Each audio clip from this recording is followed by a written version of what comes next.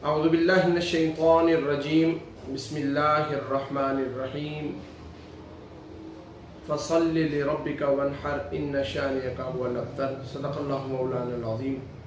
معزز حاضرین و سامعین، السلام علیکم ورحمۃ اللہ وبرکاتہ۔ بہت سارے ایسے اعمال ہیں جن کے کرنے سے اللہ رب العزت انسان کو بہت بڑا اجر عطا فرماتا ہے۔ حدیث مبارکہ سے بھی اس کا ثبوت ہے، صحابہ کرام کے جو اقوال ہیں ان سے، اس طرح بزرگان دین کے خاص ایسے اعمال کرنے سے جن پر اللہ تعالیٰ کی ذات بہت بڑا اجر عطا فرماتی ہے۔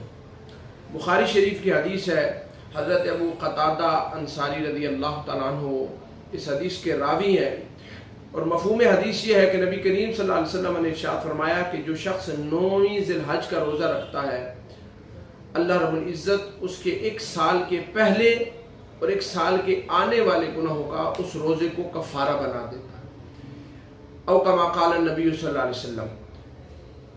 اب 9ویں جو ذی الحج کا روزہ ہے، اللہ کی بارگاہ میں اس کا بہت بڑا اجر ہے، بہت بڑا ثواب ہے کہ حدیث سے ثابت ہے کہ 1 سال پہلے اور 1 سال آنے والے گناہوں کو اللہ رب العزت اس روزے کو ان کے لیے کفارہ بنا دیتا ہے، اور یہ حدیث بھی بخاری شریف کی ہے۔ بہت ساری کتب حدیث میں اس حدیث کی یہ حدیث موجود ہے۔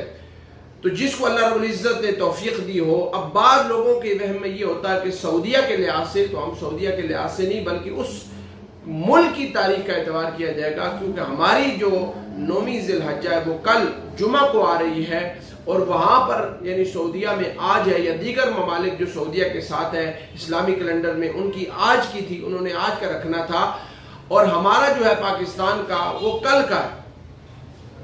9ویں ذی الحج جمعے کا دن ہے، ویسے بھی جمعہ سید الایام ہے، بہت بڑی اللہ کی بارگاہ میں اس کی فضیلت ہے۔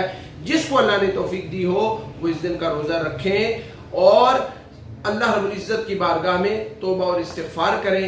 اللہ رب العزت اس روزے کے صدقے میں ہم سب کی بخشش و مغفرت فرمائے۔ وما توفیقی الا باللہ رب العالمین۔